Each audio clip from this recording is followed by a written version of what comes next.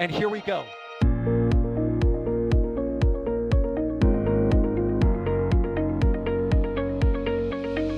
have liftoff. Propulsion continues to be nominal. R68 chamber pressure looks good. Following up. Roger, Atlantic. Water towers fly! Yes! Tango down to nominal. Fighting downside SPD off. Bring in SPD off. It's orange! R45! Oh my god! Oh my god! Decollage. What is it? Put that in the big bag, 343 unfolds to go. Indeed. We rise together, back to the moon and beyond. There's methane to be igniting in the flare, correct? Yikes. You dead? We don't need any more of these.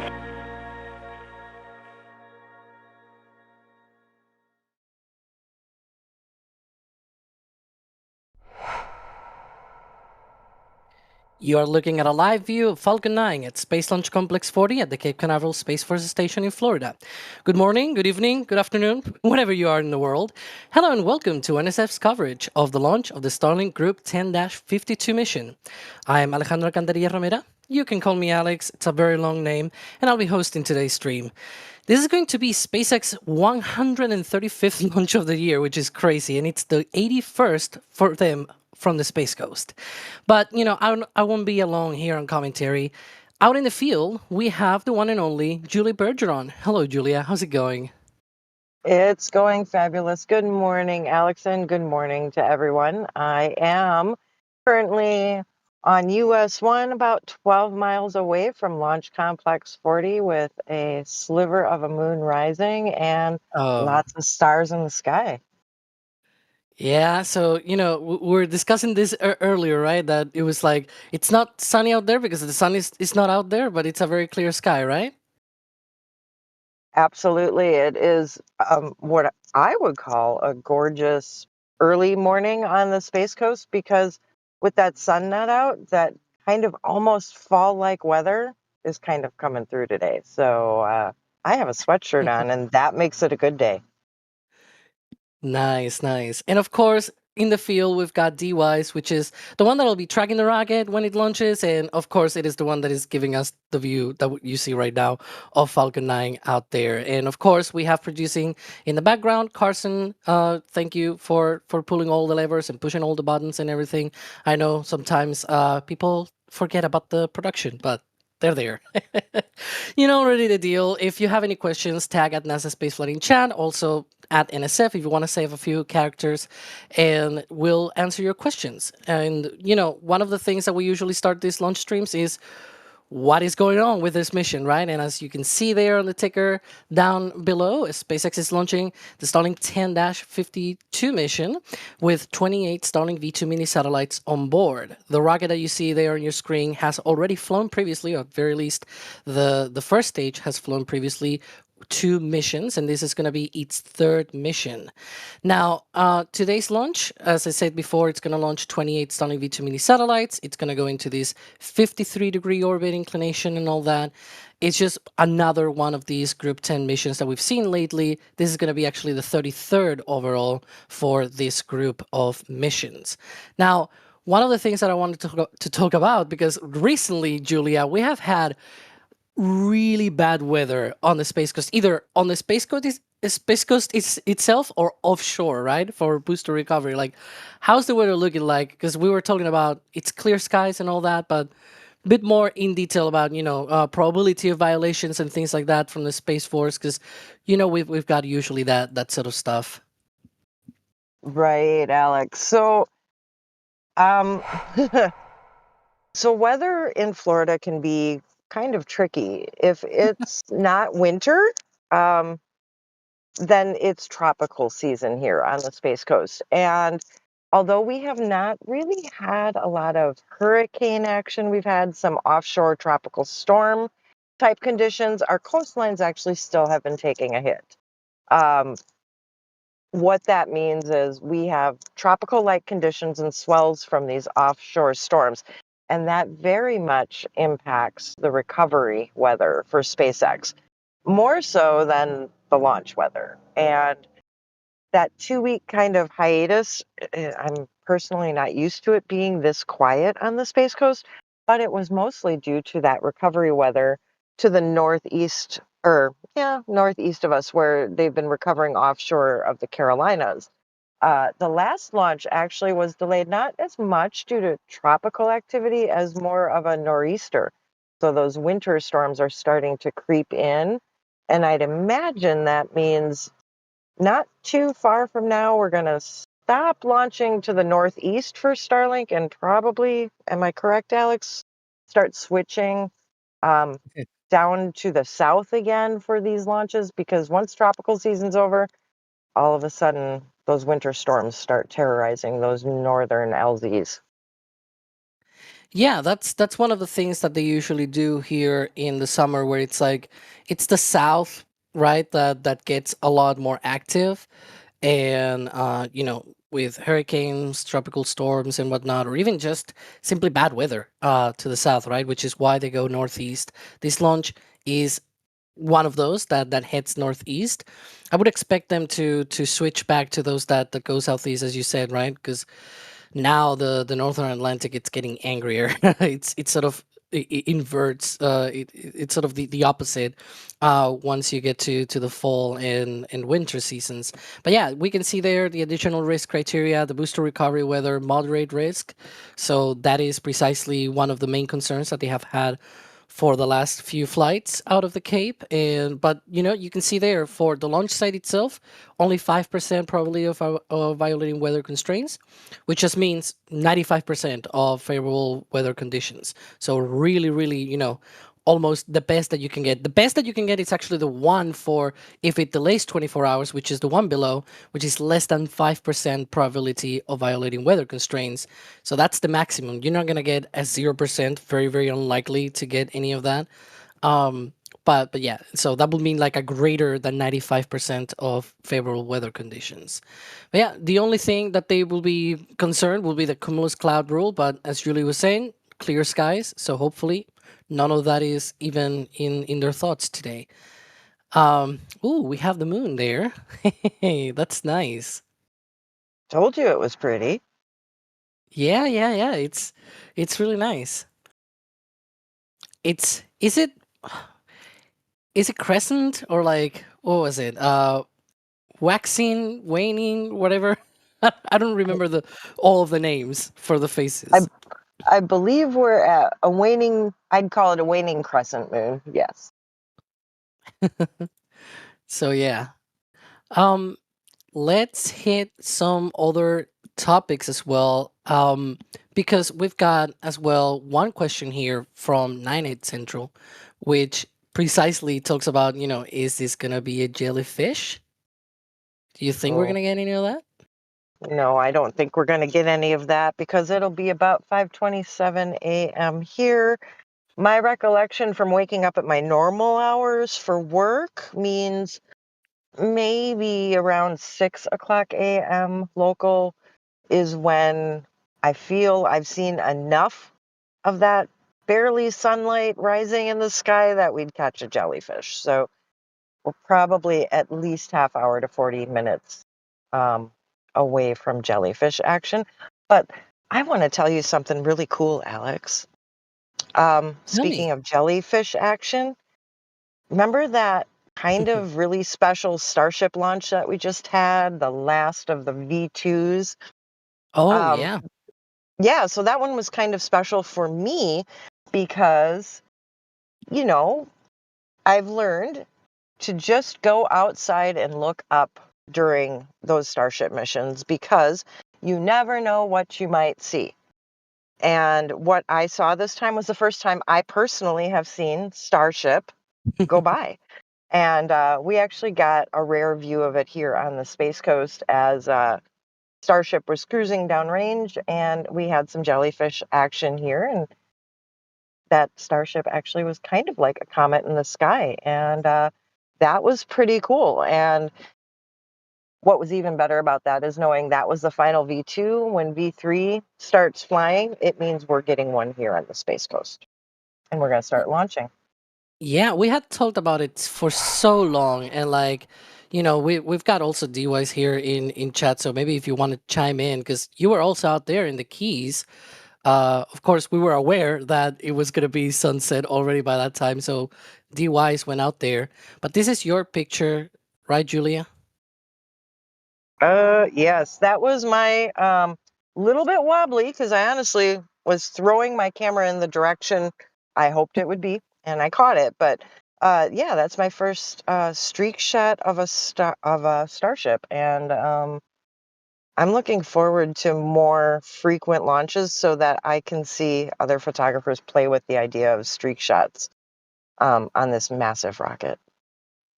Yeah, so being down in the Keys, I was not fully ready for just how fast it would be moving across the sky. Like, you know how fast rockets are, but it was like close enough and far enough into flight that it had like a really crazy angular velocity to actually track that I'm not super used to, and it was almost 180 degrees of tracking from one way to the other. It was really cool to see, and the fact that it's visible up here on the Space Coast too. It's like I really didn't need to drive to the Keys, did I? Yeah, I mean, maybe people in chat right now watching or something like. I mean, it's not like at what 4 a.m. or something like that. There's a lot of people right now, right? But some of you may not be familiar. The jellyfish effect that we're talking about is this thing where it's like it's already dark on the ground, right? Or it's still dark, depending on what side of the twilight you are, right? If it's about to, if the sun is about to rise, or if it's about to set, it's dark on the ground. But high up at altitude, right, the rocket is being illuminated by the sun. And so you see this expanding gas from the exhaust as sort of like this jellyfish. And then we can see some of your tracking, D, here on the live coverage that we had on Monday.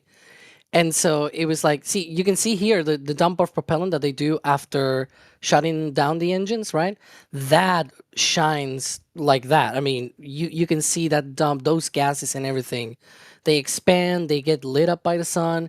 So it's really, really big and like very visible. So a lot of people in Florida were like, oh, what is that? Is that a UFO or something like that, right? If you went to all of the usual places, you will see that those kinds of conversations. But this is what I And usually. Oh, go ahead, D. so even down on Key West, people were confused and surprised as to like what was going on, and I had countless people coming up to me. If you were watching the stream, you might have seen that. I know that the box was up in the corner, just like people coming up asking what it was, surprised that you could see a Texas launch from Florida. Um, and it was really cool to get to share that, and because unless you're really invested in in space flight and you're watching all these missions, you don't necessarily know that yes, you can see a rocket launch from several states away and across the Gulf. Yeah, that's one of the things that a lot of people are probably unaware, right? In the general public. And it's fine. There we can see you having a chat with some of the locals. I remember seeing that live as we were doing the replays. But yeah, it's one of those things that it's like, look, the rocket is launching from Texas, right? But it's heading east, and it's threading the needle between Florida and Cuba. So at some point, if it's being illuminated by the sun, but it's dark on the ground, it's gonna get that jellyfish effect out there in Florida, just because it's gonna head downrange, right? Um, and so this is one of the things that I usually say when there's a launch, wherever you are, if you are close to the downrange area, right? Like even if you're not directly, for example, for today's launch, you're maybe up the coast, right? You're not here at the Space Coast, you're not in Florida. That's fine. You may still be able to see it because it's heading northeast. So go out there when the launch happens and just try it. You never know when it's gonna be seen. You don't know if it's gonna be successful. But if it is, you're gonna see a rocket with your own eyes, and it's gonna streak across the sky. Like how cool is that, right? You don't see it, well, you have other chances, right? There's gonna be many more Starlinks anyways. But that's one of the things that I usually say, that it's like you gotta try it. Otherwise, you don't get it. But anywho, I'm already seeing a few people in chat already talking about this. There's another question from Resistor Jet, because they're saying booster is on flight 3, but how many flights have the fairings done? And unfortunately, I'm regretting to say this, we don't know. I took this question on purpose. Like it's not just that sometimes we're not able to spot all of the things rolling around the space coast, right? We do try to like figure out, or at least by we, sort of like a group of nerds that are dedicated to this. They're like looking at the spots on the fairings and everything and trying to guess all of the little things. I really don't have the patience for that, to be honest. But they do, and they have the little numbers. Who said that? Well, I was going to say, now, fairings are especially hard to track because they don't, Yeah. well, once upon a time when we tried to catch these, they used to put little markings on them too that would kind of differentiate, like if they were caught. Um, and by mystery and mischief, by the way. It's been so long, I miss them. But the other thing is, remember, these fairings, they land in the ocean via parachute, and then they get chased down by Bob and Doug. Literally chased down because they're about the size of a bus, but they act a lot like a sailboat, and they catch the current. So they're soaking up water while they're doing that, and there's a whole drying out process. And on the way down, they experience high heat, plasma burning. The markings on these are very hard to kind of say, like, oh, this booster, I know the markings of this one. It's got this unique, like, knot hole kind of burn feature from reentry. But the fairings, they've started patching as well. So putting on that ablative on the outside just to kind of patch up and make them last a little bit longer. And it makes it really hard to tell then if you're seeing the same one again, because we've seen some on the pad that have these big rectangular patches on them. And I couldn't tell you which fairing that was, but I could tell you we have seen a new set of fairings arrive as I've been kind of passing by convoy stations on my way to work. I actually saw new fairings come. So we've added to our collection out here. And whether or not maybe one of the 30 flight fairings is now retired, I don't know. Or maybe we're just launching fast enough that we just need more fairings to encapsulate Starlink soon. Yeah, because that's one of the things as well. Because, for example, on the Kuiper mission, the one a couple of days ago, one of the fairing halves was flying for a 30th time, which is not a record. Because there's, believe it or not, there's fairing halves with more flights than that. It's quite an old fairing half, right? And speaking of that, by the way, of old fairing halves, I guess I should address.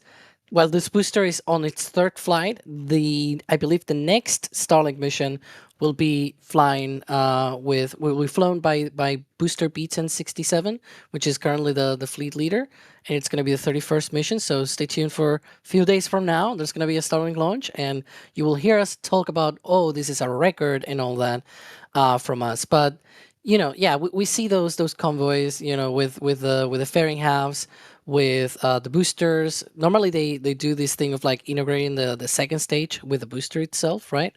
So it's already all nicely and integrated before it gets to the pad. So yeah, it tends to be quite an interesting show when they do that.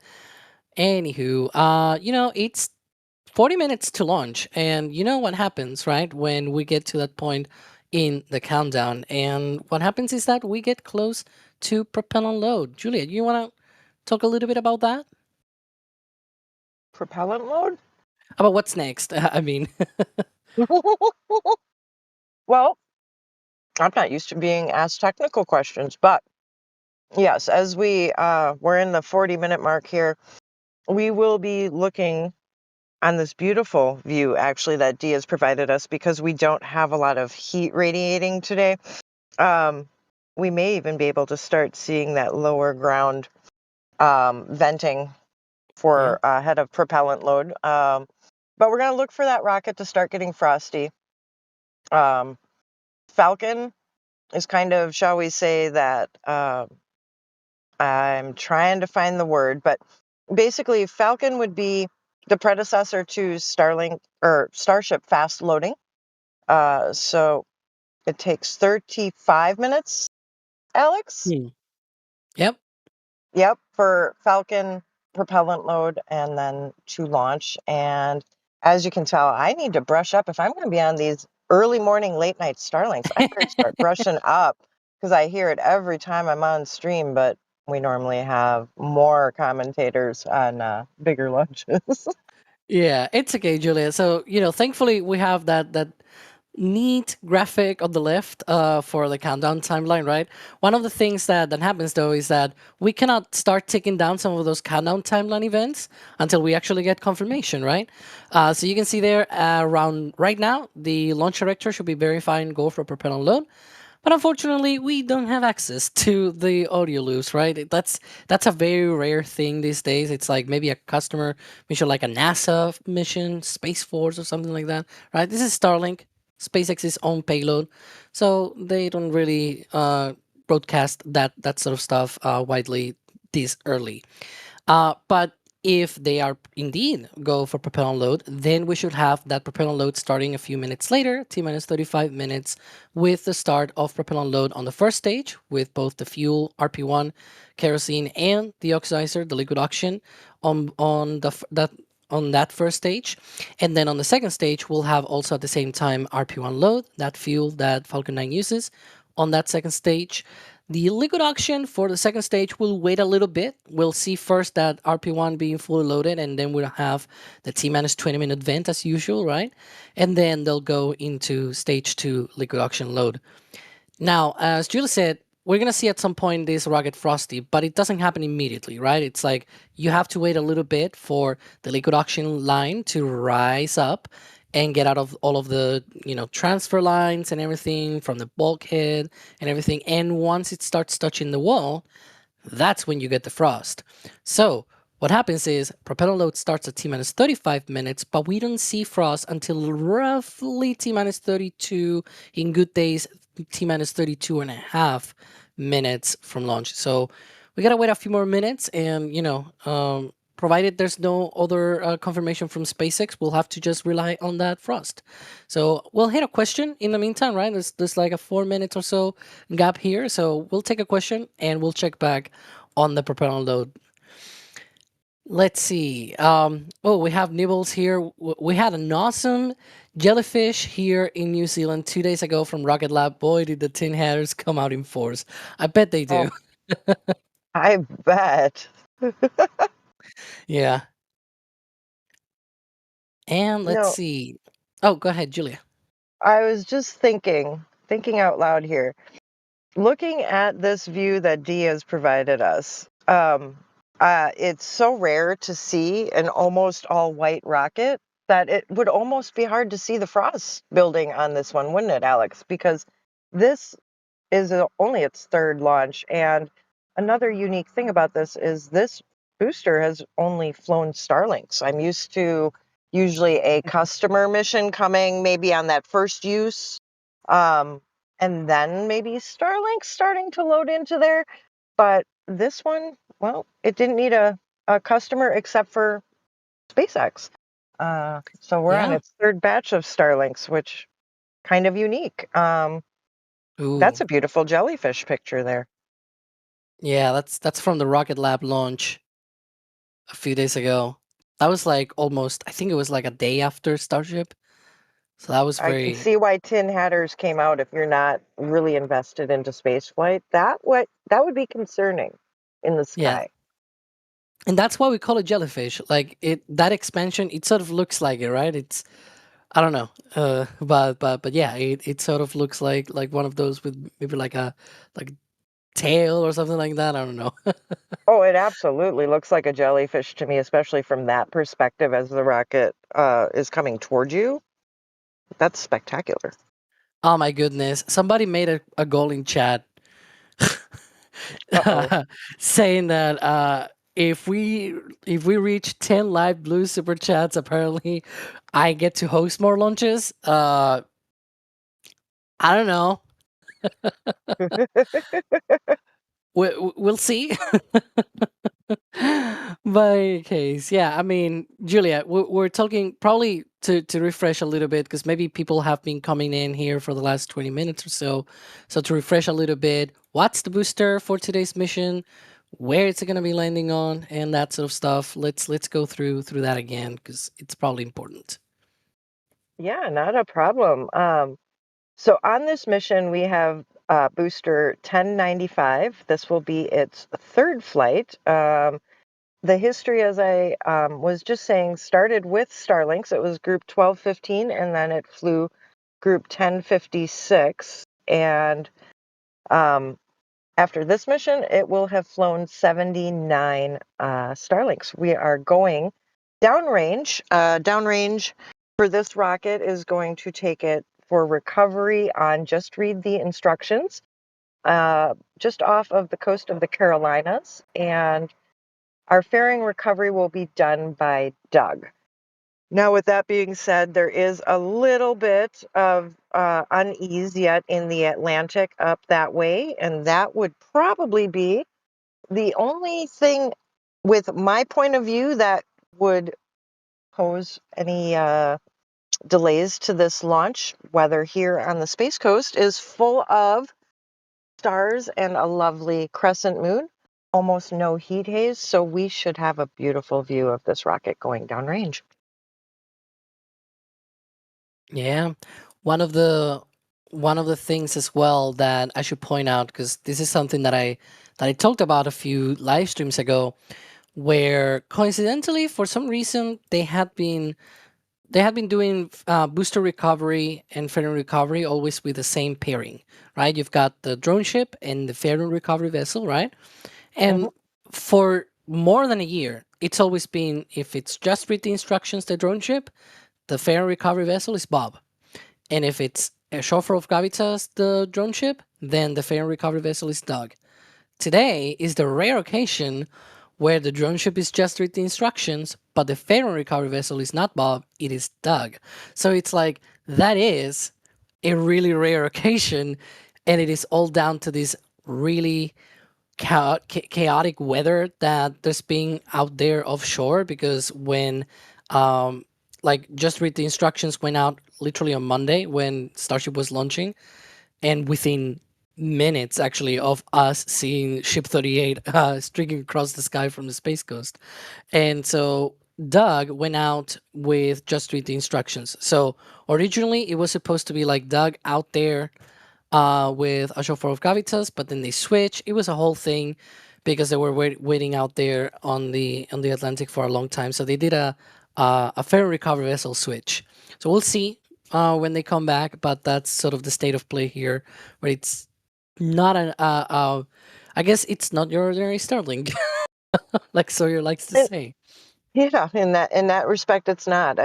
Yeah, it's been so odd, kind of having pairings and not having to chase down which ship went with which, and sometimes they even toss it around, and one of the fairing recovery vessels will come back with 2 missions worth, and they'll just stay out there, because the beauty of it is these are modified offshore supply ships, so they have lots of refrigerator and dry storage space. So those crews, they're well fed, and they can kind of stick out rough weather and stay out longer if they need to, as things kind of delay. And maybe sometimes we just give up and come back down the coast and come home and try again another few days from then, because nobody likes sitting out there in rough seas. Now let's see if does that look to you like some frost there? It's a very new booster, right? So it's a bit more complicated. I think because I don't really have heat haze, that would be frost haze. Yeah.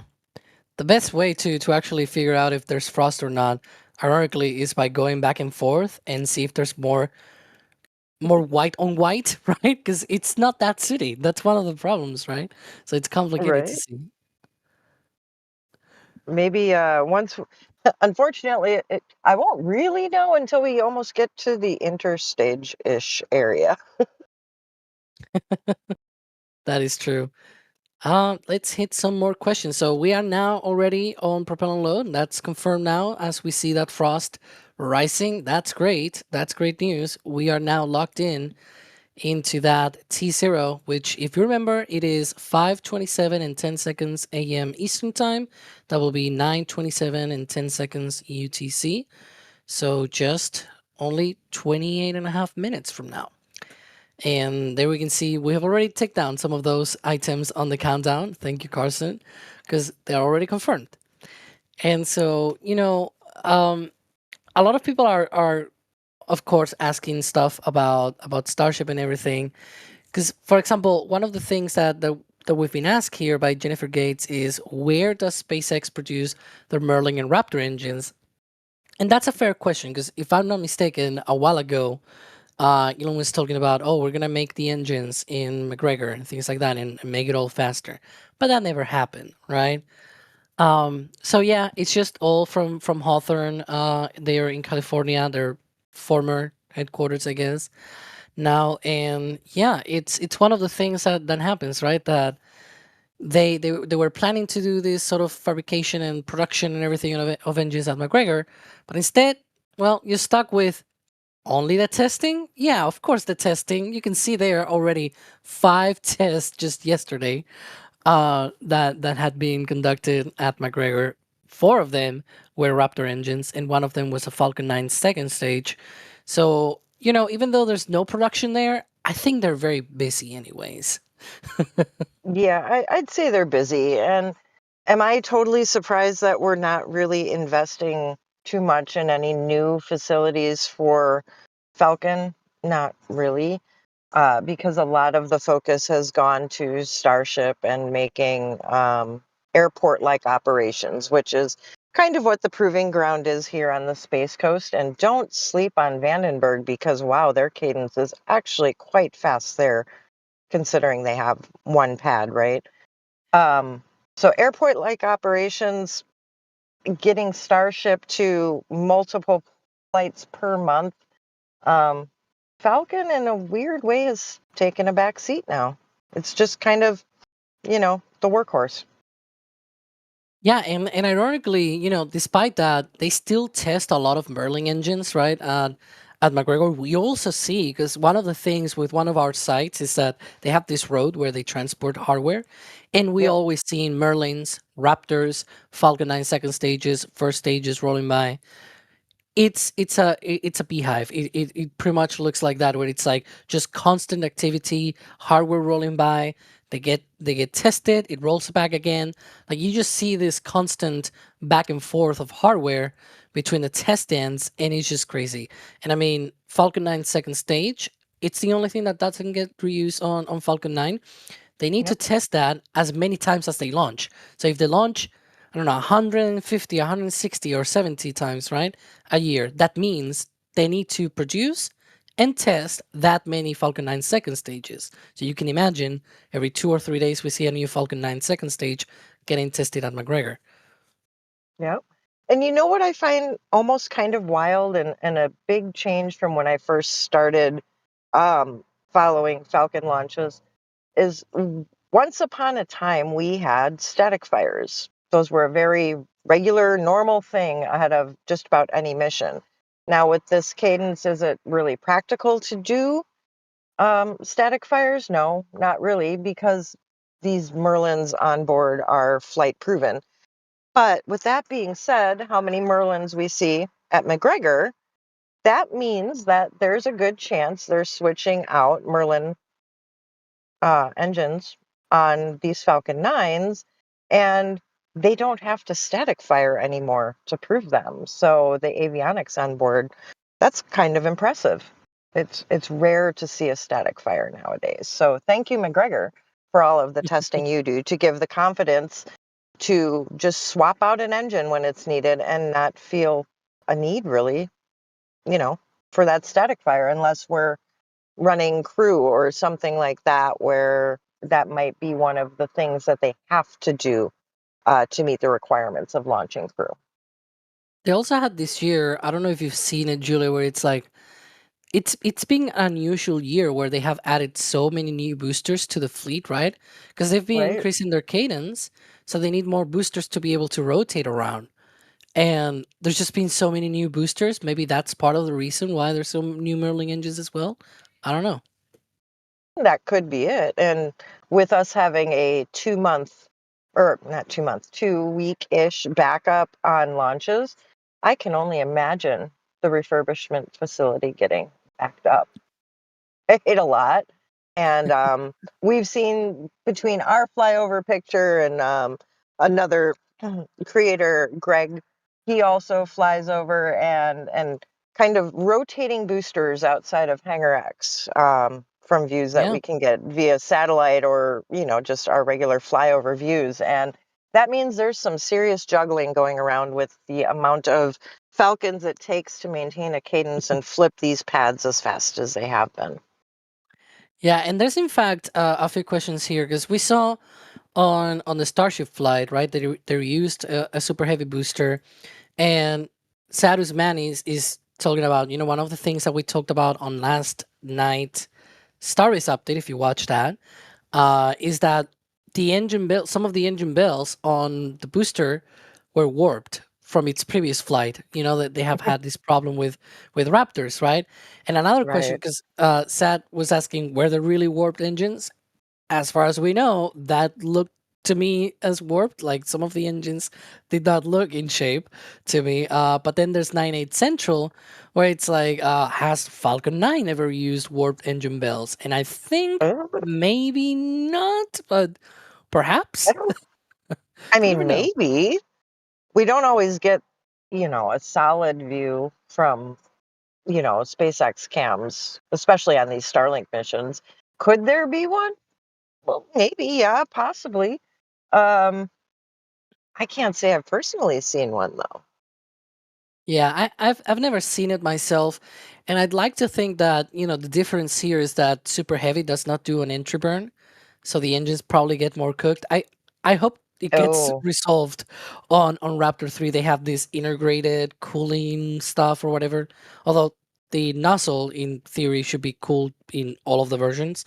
Um, but yeah, I don't know what's gonna happen with future boosters if that's gonna be something that they solve. One other thing that is different as well, Julia, with Merlin, I don't know if you've seen it this when you see those recoveries and everything, because I know you like when the boosters come back, where it's like on the bottom on the bottom lip of the nozzle, yep. they have this little bump, right? Hmm. And it's not that Yep. it's a something that the engine was manufactured wrong or something like that. That is actually a bumper because all Yep. of the engines on Falcon 9 can gimbal, and if they bump to each other, that's not great. Yeah, no, no, because those are packed in there quite tight. So um, that bumper is definitely needed. Uh, and I'm still just thinking the difference in size between a Merlin and a Raptor is quite quite different to the point where when I think of recovery and Merlin engines, they kind of look tiny to me now. And I Yeah. can't even say that based off of personal experience because have I seen a Raptor come by at Starbase in person? No, I haven't actually been to Starbase. I'm kind of saving my awe for it coming on the Space Coast. Um, and even then, it's going to be hard for me to see a Raptor up close and personal because it's a different experience here, but it'll be my own experience. Yeah, and speaking of experiences, I guess we should talk about that event that is going on right now. Event. Yes, See what I did there? Sorry, it's not here, so I gotta compensate. it's okay. That's But the yeah, event we like to see. indeed, we have the T-minus 20-minute event here as they prepare for liquid oxygen load on the second stage. RP1 load should be already wrapped up, so one of the 4 tanks on Falcon 9 is done with their filling, right? And then we're gonna go into that propellant load, into that liquid oxygen load on the second stage in just a few minutes. So what they do is they sort of flow a little bit of that liquid oxygen through the same line that they're gonna be using, and then instead of actually loading the second stage, they're just chilling down that line. They're just conditioning that so that it's everything nice and prepared for that liquid oxygen load in just 3 minutes. Look at that. Boom, 3 minutes. It just hit there on the countdown timeline graphic. But yeah, so we are ticking down, still going for that launch. Everything is proceeding right on cue. So let's hit some support. Why not? Because yeah, some people have already chimed in into that goal, that 10 teal super chats or something like that, and then somehow I get to host more for whatever reason. But yeah, so we have Telstar 86. How long will the stream be if Alex hosted all? Look, this stream is just gonna be the usual length, okay? It's not gonna be any longer or any shorter or anything like that. It's gonna be the right amount of content and right amount of length of video. And asking how do they transport Falcon stages to Vandenberg? And that is an amazing question. Do you happen to have an idea, Julia? If not, I can chime in Well, with that. I mean, how do they transport them to Vandenberg? I'd imagine the same way they transport them to us in the rare cases we get a brand new booster, and it's by truck. Am I right? I mean, those Yeah. don't come by barge to us. They do come over the road, and that's got to be an experience to see on the road. Yeah, and one of the interesting things that they have in Vandenberg that they don't have on the Space Coast is that the port where the boosters come back after landing on the drone ship is not really that close to the launch site. It's a bit of a trip, right? Like on road, it's like 3 or 4 hours on a truck, and it's an oversized load. There's like a lot of preparations that they need to go through for that. So what do? Well, Vandenberg has its own dock. Let's put a drone ship there. It's not big enough, right? It's not a dock that it's big enough. So what is the best solution? Can you guess what it is, chat? they just they just barge it. Yeah. They just put the boosters from one barge that is the one for the landing. Put it on the there's like a stand where they process the booster, right? They fold the legs and everything. They prepare and everything, and then they put it in another barge on the other side of the dock. It's literally like across the dock on the other side. They put it there on a on a transporter, right? And it just gets barged out to Vandenberg. It takes a little bit longer than the truck, but it's a lot easier because if they take the truck to Vandenberg, they need to remove the landing legs, the grid fins, and everything because they are too wide to fit in the lanes, right? And so it's very nice, and that's what they do. And they actually transport multiple boosters and fairings at the same time. Speaking of, you know who we have here in chat? We have DYs out there in the field getting your view on the right hand side, but this on the left hand side is from when D was out there at one point in Long Beach, taking a look precisely at this process. There you can see a few fairing halves. There's a booster tarped outside on the dock, and then there's one on the barge itself. As I was saying, they transport multiple of these at the same time. By the way, good job to Carson for pulling this up. Oh, I see D actually linked this. Oh yeah, there you can see the road trip, if you will, and that is normal road trip. We're talking here about carrying an oversized item, right? An oversized load. So we'll probably take maybe closer to 5 hours or so, right, Julia? Yeah, I would say, but I also wouldn't want to be a driver in the hills in Vandenberg with something like a Falcon, to be honest. No, thank you. I mean, it's common for us to see second stages, but second stages are so small compared to Hmm. an entire first stage booster. And to anyone in chat, please excuse the sound of the road behind me because people are starting to wake up and go to work around here. And, well, I'm near a road, so there you go. And soon at Vandenberg, they're gonna have to transport so many more of these boosters and fairings and second stages. Because we were talking, Julie, you were talking earlier about how Vandenberg is getting a lot more active, not just the Space Coast, right? It's not that, because I said at the beginning, this is the 81st launch by SpaceX from the Space Coast, accounting for Slick 40 and for LC-39A. But there's been also quite a bunch of flights from Vandenberg. In particular, there's been already 49 from Slick 4 East, and you guys, you know, you gotta wait here a little bit and get ready, because next year there's gonna be even more activity as they get ready for launches from Space Launch Complex 6. Because just this week, I mean, it was sort of like a breaking news kind of thing coming out of Starship that they have been approved. They had this sort of environmental impact statement that they had to go through, and it was it was authorized, it was finalized, and they now have authorization to change Space Launch Complex 6 into a Falcon 9 / Falcon Heavy launch site. And also they are now allowed to be able to launch as many times as 100 times per year from both Slick 4 or Slick 6, just from Vandenberg in general. So 100 launches from Vandenberg, plus they have now as well 120, because they are also authorized for up to 120 from Slick 40, plus I think somewhere around 30 or 40 from LC-39. In any case, when you add up all of the different launches that they are authorized to do from across all 3 Falcon 9 launch pads, that's upwards of 200 launches, like closer to like 250, 260 times. Of course, they're not going to be launching that many times, but it just tells you how much capacity they could have if they really, really wanted to, right? As Julie was saying, they're now facing a little bit, a lot of their efforts into Starship, so that's probably not going to happen. But say Starship had another rough year, knock on wood, it doesn't happen, but if it did, they do have the opportunity and sort of the ability to really ramp up Falcon 9 even more if they wanted to, right?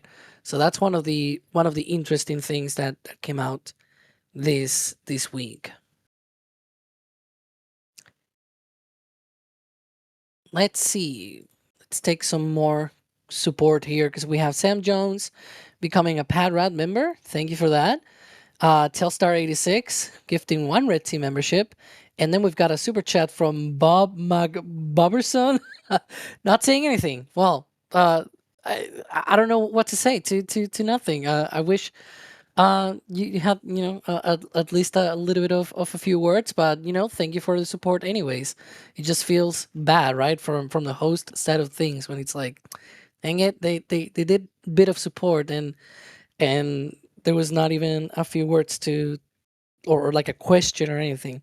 But in any case, yeah, let's see. Ooh, Resistor Jet. I just saw your question coming in chat here. I'm gonna take it because I'm really interested in this, and I know our field team is also interested. When is the next Falcon Heavy? Like, is there a full Falcon Heavy launch anytime soon? Are you seeing anything, Julie, out there? Any Falcon Heavy stuff? I'm not feeling that there's any Falcon Heavy hype. I can't say I've seen any hardware. And to be honest, with Starship construction right now, there's a lot going on at that pad, like a lot going on at that pad. We have a LR 13,000 being erected in order to lift a orbital launch mount. Just construction crews all over the place, with a tank farm being built. I don't know if they'd necessarily want to run a Falcon Heavy mission right now with all of that out there. With that being said, though, I don't think we have a payload ready for a Falcon Heavy launch. So there's that. Can't fly the fun things if we don't have the payloads for them.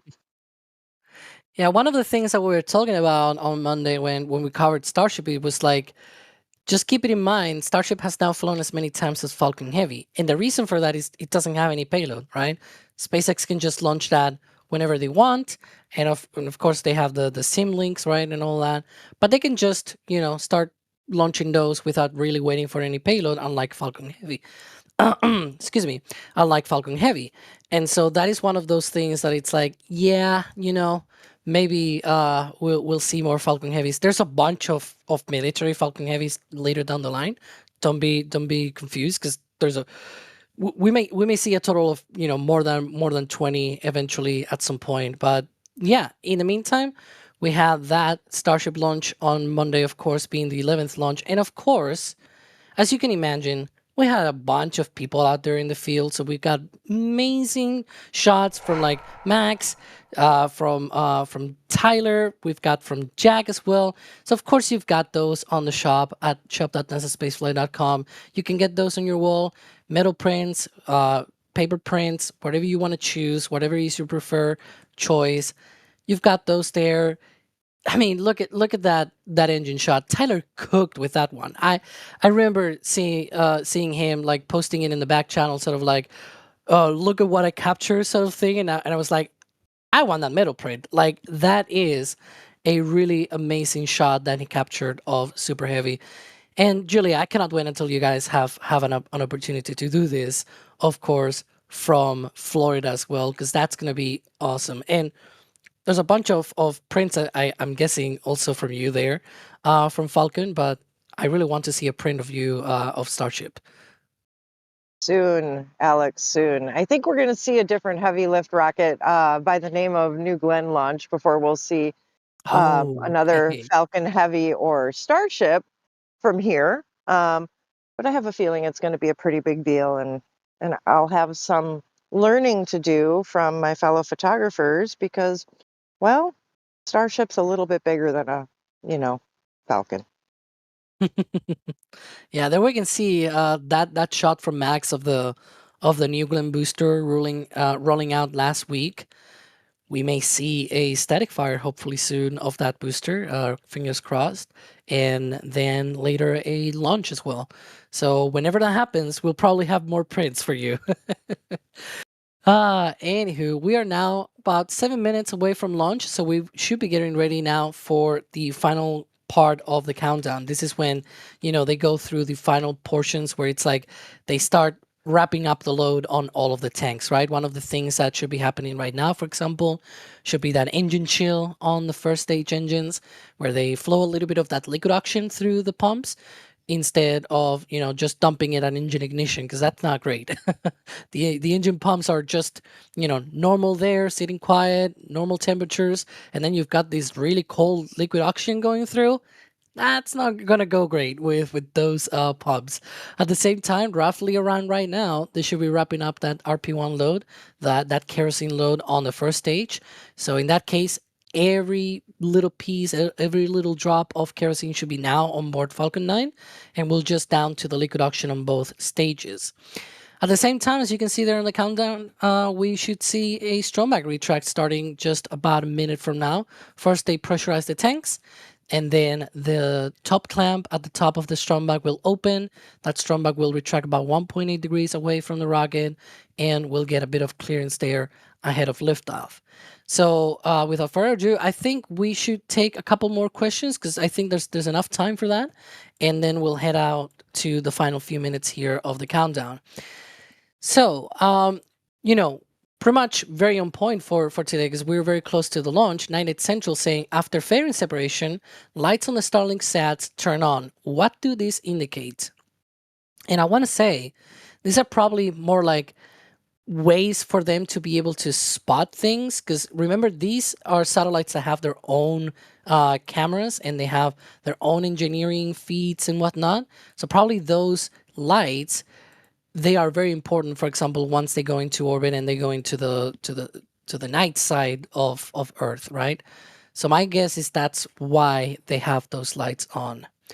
But yeah, that's one of the things, and they probably turn on at that point, because that's sort of when they're told to turn on, right? Like, start turning on now, and that's probably what happens there. Let's see. You guys, if you have any questions, now it's the time to tag at NASA Spaceflight in chat, at NSF. That's another alternative, because we are very, very close to launch, so we can only hit a few more questions before we get to that. Dwight Henderson saying, can you imagine the VAB squeal when Starship launches? I was going to say, That's another thing that you got to be on the lookout for today's mission, because it's from Slick 40, right, out Stromback there retract in has Florida. started. And there we go. Stromback retract has started, and that's one of the things that happens. That it's like you're gonna hear the VAV squeal when it is from Pad 40. I don't know about Starship from 39A though, but definitely looking forward to if it happens, or maybe other types of squeal from other structures, right? We'll get to see that. Let's see. What direction is this launch going this morning? Well, that is one of the things as well. I should probably remind you guys. This launch is going northeast out of the Cape. So if you are up the coast of the United States, the east coast of the United States, head out. Look sort of southeast-ish, right? Depending on where you are on the coast, it'll be more south or not. But if you don't see it, it's okay. Well, you got more chances later down the line. There's more Starlinks to watch. But if you do, you're going to see a rocket. Isn't that cool? Right? So we're going to see that rocket, hopefully in 3 minutes from now, launching from the Cape. And then a few minutes later, you might be able to see it downrange. So head out and do that. Of course, keep in your phone the NSF stream. Because we want to, get your commentary and everything for this. But anyway, we're getting already to those final few minutes here on the countdown, so I guess we should address. There we go. These callouts that we're going to be hearing. So stage 1 LUX load is complete. First stage is now fully loaded with propellant, and they have all of the kerosene, the fuel that they use, and the oxygen already loaded. Of course, in space there's no oxygen to burn, so you gotta bring it with you. That's why they have a lot of oxygen there, and it's actually the majority of the weight of the rocket. But speaking of that, little bit more should be loaded in a few seconds here on the second stage, and should be wrapping up very soon. And once that happens, we'll see the comeback of that Stromback vent. They do these things that they call pushbacks and everything, where they sort of clear out the lines, because once the propellant load is complete, they don't load anything else on the rocket, and they need to clear those lines ahead of liftoff, because you don't want to keep nasty stuff like that. And there's the call out. We now have a fully loaded Falcon 9 with around 450 tons of propellant on board. That's a lot of propellant. So yeah, not one of those things that you want to see next to a burning umbilical or anything like that at liftoff. But yeah, you're gonna see a lot of venting. We may hear as well from the countdown net gas closeouts. That's one of the callouts for that action. And then at T-minus 1 minute, well, there it is. At T-minus 1 minute, we're going to have Falcon 9 entering startup. When that happens, essentially the onboard computers on Falcon 9 will take over control of the countdown from the ground computers, and there's going to be a lot of different checkouts going on, and that's when a lot of automated health checks are carried out and things like that. So we'll stay tuned for what comes out of that, and hopefully a few seconds later we'll also get the go for propellant, the go for launch. Excuse me. There we go. That's the Falcon 9 in startup call out. But we should also hear the go for launch from the launch director. Let's stay tuned for that. LD, go for launch. There we go. We are go for launch here, just 33 seconds away from liftoff. And as a reminder, it's going to take a little bit for the audio to reach our cameras and microphones out there at the press site. So first you'll see the bright light, you'll see the rocket liftoff, and then the rumble will start coming in.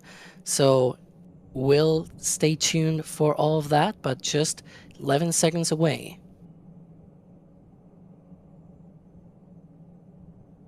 5 seconds. Let's see for that engine light.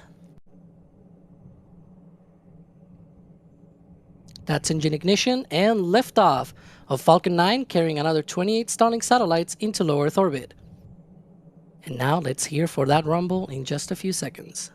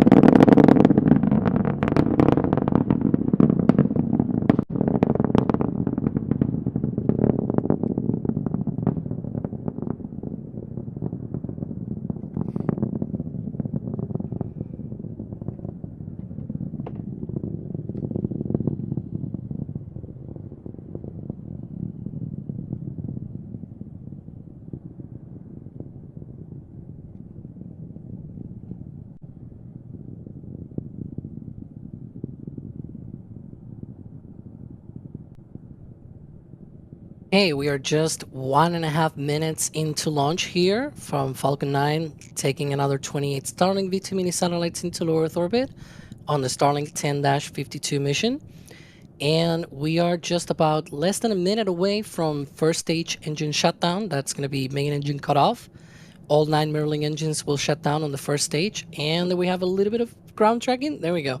We had lost it a little bit earlier, but now we have re-engaged here. I'm assuming this is DWise from the press side getting that track of Falcon 9 as it heads downrange to the northeast. Wow, look at that. As it heads up into the upper atmosphere, the Falcon 9 stage exhaust, the exhaust plume just expands, turns into different colors, and then it shuts down because it's time for stage separation. Let's see if we see that MVAC ignition, and there it is. MVAC ignition. And now here the view from the rocket itself on the SpaceX stream, and boom, there we go. Merlin engine shining bright there on the right hand side, that Merlin vacuum engine with a full nozzle as we like to see here. See, I can say that because there's no max here and D is busy tracking. And I think that was fairing separation. Yeah, I can see the little dots there floating away. And now the view from the rocket itself. Look at that. Ain't that great?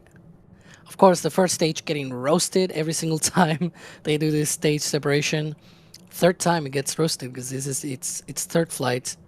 But there you can see an amazing expansion there of the Merlin vacuum engine exhaust as it heads into orbit.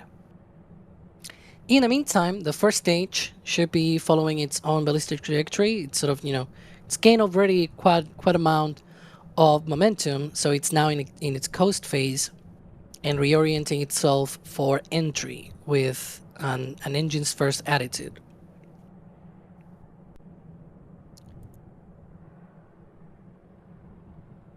But yeah, we can see there that MVAC ignition still burning and piling on the velocity there and trying to get into orbit. I mean, this thing needs to get to roughly 27,000 kilometers per hour. And I say roughly because, depending on the direction and exactly which orbit you want to get to, it depends a little bit, right? But it's roughly around that kind of speed. And right now, it's not going that fast, but as it burns propellant, it gets faster and faster and faster, and it'll get there hopefully in under 4 minutes from now. But there we can see that speed already at 10,400 kilometers per hour, altitude 139 for the second stage. Meanwhile, the first stage has already reached its peak on its coast phase, and it is about to come down now again for entry. You can see the speed there slowly going up, altitude going down. That's what we want to see. That's what we should expect at this point in time. I don't know if we got Julie out there with comms and telling us a little bit about what that launch looked like and how it felt. Maybe not.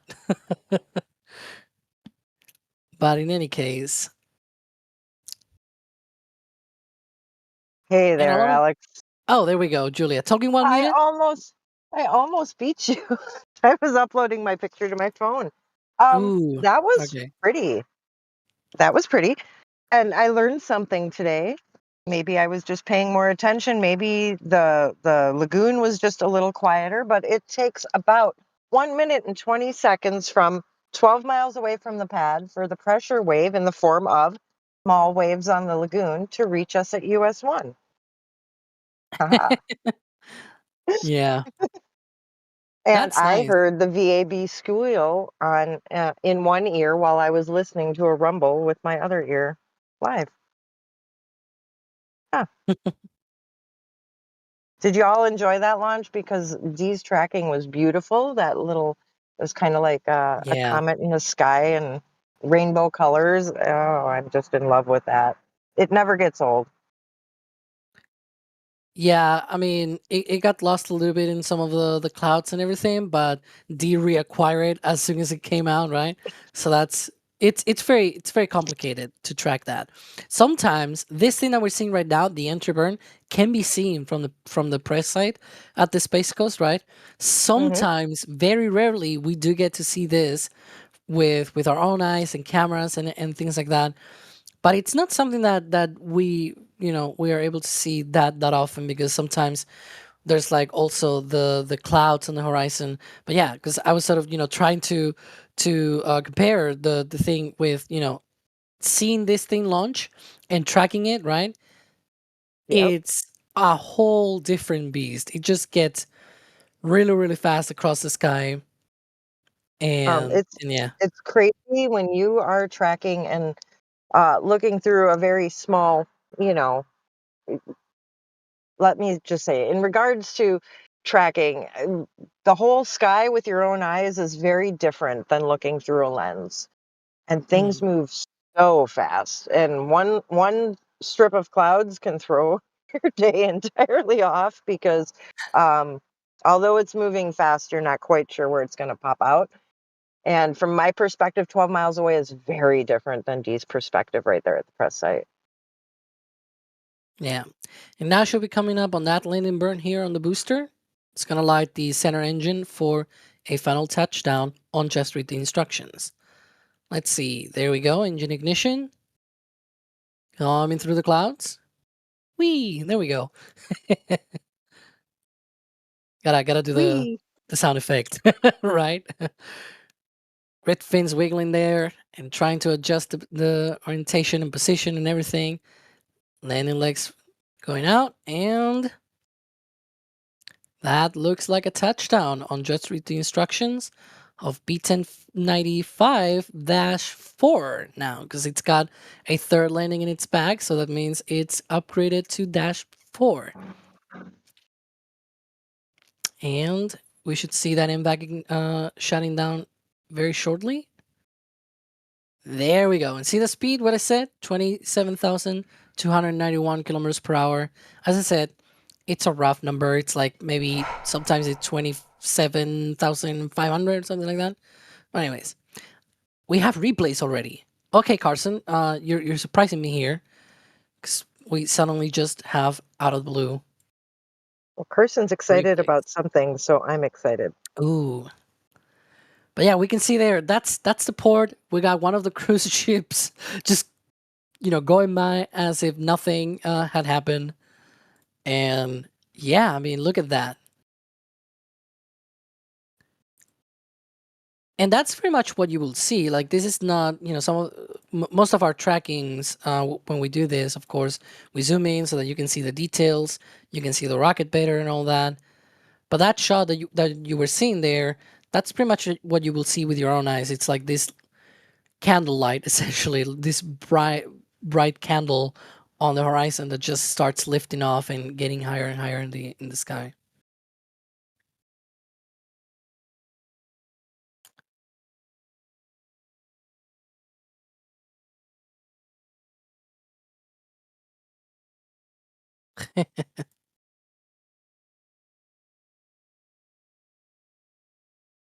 There we go. Some of the shots from our robot cameras. I'm seeing SpaceX call this the 500th Falcon 9 landing. And it is true, but we already had a few 500s already. So I'm not going to go through any of that again. It's complicated. Yeah. Because the last time we did 500 was with just Falcon alone, because there's also Falcon Heavy as well. Look at that. You can see the moon at the top as well. Moon. Just saying, just a few more months and we're going to get humans going around that. It's going to be awesome.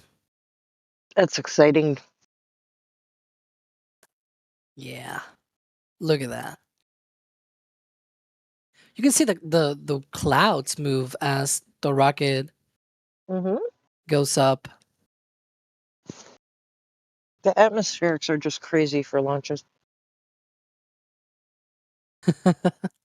Apparently, D might be a little bit late with the slow-mo, because they tracked the stage 2 all the way to horizon. So we're gonna take some support and some questions, and then we'll wrap up and see that slow mo. But in the meantime, Julia, you got that beautiful shot there. Wow. I did. You can see the moon. Yeah, yeah. I mean, wow. That's cool. And with reflecting and everything there. Is that the lagoon, the Banana River? What's it called? Because I'm This never one's familiar the with that. Indian River, the Indian Okay. River Lagoon, or IRL. Okay, okay. Yeah, I'm gonna be honest, even though I went there, I'm not too familiar There's to the just site. lots of bodies of water. It goes Indian River and then Banana River Lagoon. Neither are really a river; they're more of a lagoon. They're man-made, and then there's other bodies of water. It is wetlands and swamp here. So if you see water, you come visit us. You see water, just assume there's a gator. Okay? I just saw a question in the panel saying, why is it MVAC and not MVAC? Look, it's just because I'm a really terrible speaker. English is not my first language, so I say MVAC, and it's like MVAC, right? Merlin vacuum. It's an M, not an N. And so I talk very quickly and just say N. I'm sorry for that. But anyways, Joel Gribbin, thank you for becoming Capcom member. If you have Discord, then you can sort of sync your YouTube account with Discord account, and that means you can get into our server there as well. You've got lots of different channels, food, space stuff, of course, multiple different channels on space stuff. Of course, the Starship and SpaceX, but there's also a bunch of things. If you like Rocket Lab, for example, we have the dedicated channel for that as well on that server. You can talk about multiple things space related in there. So thank you for that. And if you join or something like that, just say hello. There's a welcome channel and everything. So we'll probably see a bunch of people there welcoming you.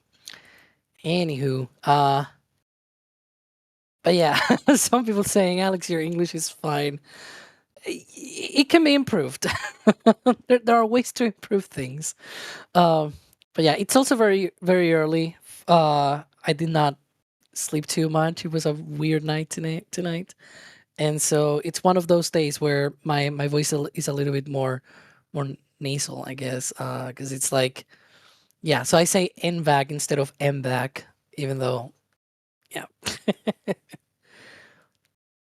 Anywho, let's see. Alex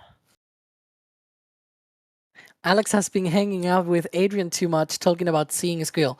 Look, that's another thing as well. Sometimes it's like I just mix some of these things, right? It's like I say see instead of hear, and things like that. Eh.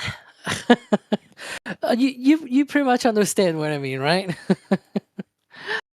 In any case, let's see. So people asking what's going to happen now to the second stage. Well, look, one of the things that happens now is that unfortunately we don't get that coverage, but it's going to happen, and it is that second stage will have its own coast phase. It's going to be hanging out in space for a little bit until it reaches the sort of highest point in its orbit, right? Which is usually called apogee. It's going to reach there, and then it's going to light that engine, that MVAC engine, for just a second. It's very short. It's like blink or miss it, right? Blink and you miss it, and it's like this little burst essentially that they do in order to be able to circularize that orbit and get it up to roughly 270 kilometers in altitude. And after that, 10 minutes later, it's gonna deploy the satellites out into orbit. But yeah, and unlike Starship, you might have seen this Monday, right? And on the previous, the prior flight of Starship, they do this sort of thing with a pest dispenser. It's like every minute or so, there's one out of the payload bay. Falcon 9 is nothing like that. It's just all at once. It's like this big stack of satellites. It's got these sort of rods and everything holding it together. They deploy the rods and out they go.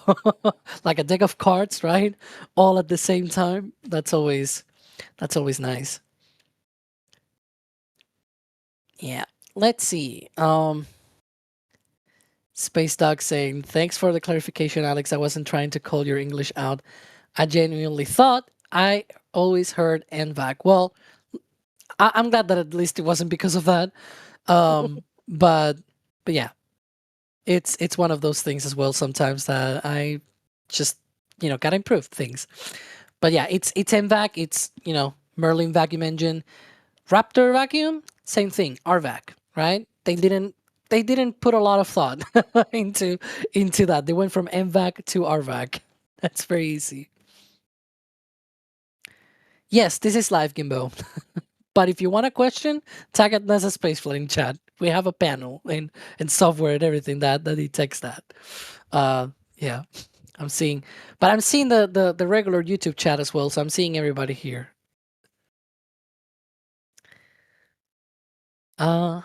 And suddenly some plane flying overhead for whatever reason. Oh, Sorry if yeah. you're So, hearing that. oh, I was about to say, speaking of planes, I sometimes have a hard time judging perspective, like distance, because we can see offshore storms, right? Mm-hmm. And depending on where you are, you wonder, will this scrub a launch? But it's way out there. It's flat here. So perspective's weird. And as we were counting down, it was about T minus 20 seconds. I'm not sure if I saw a satellite or if I saw a plane, but I sure wondered if whatever I saw was going to scrub a launch. I was very, very happy to see those engines light up. I know, random things. Y'all, thanks for sticking with us today because this is the low sleep crew. Oh yeah, And yeah, it is. It So is. to jump in real D. quick on the status of like satellites, I feel hmm like even though this was far from the right time for a jellyfish, it was potentially the enough time that satellites were illuminated.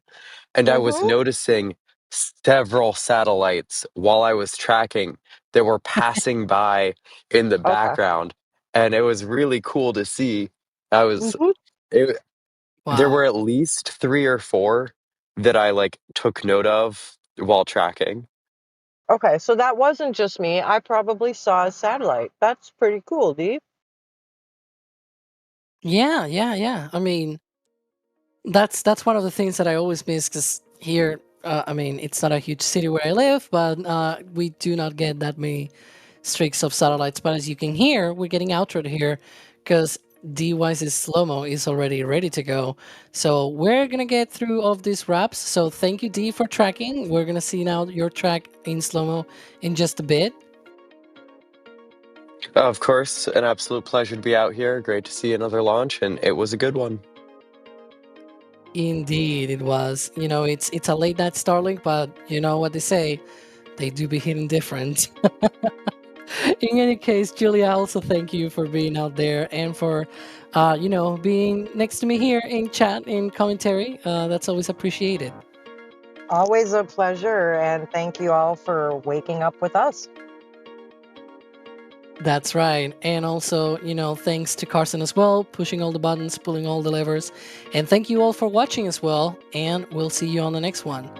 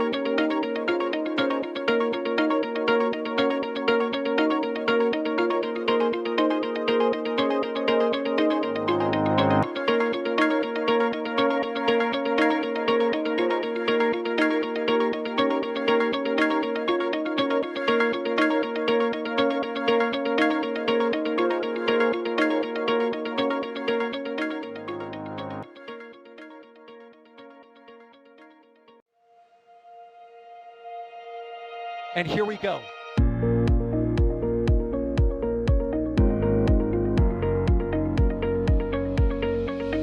have liftoff. Propulsion continues to be nominal. RS-68 chamber pressure looks good. Doubling up. Roger, roger, planet.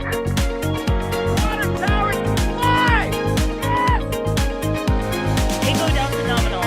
Fighting downside of speed off. Bring in SPD off. Off. It's orange!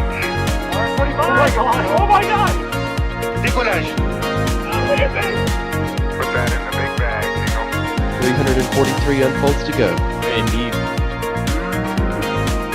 We rise together back to the moon and beyond. This methane will be igniting in the flare, correct? Yikes. You dead? Sure. We don't need any more of these.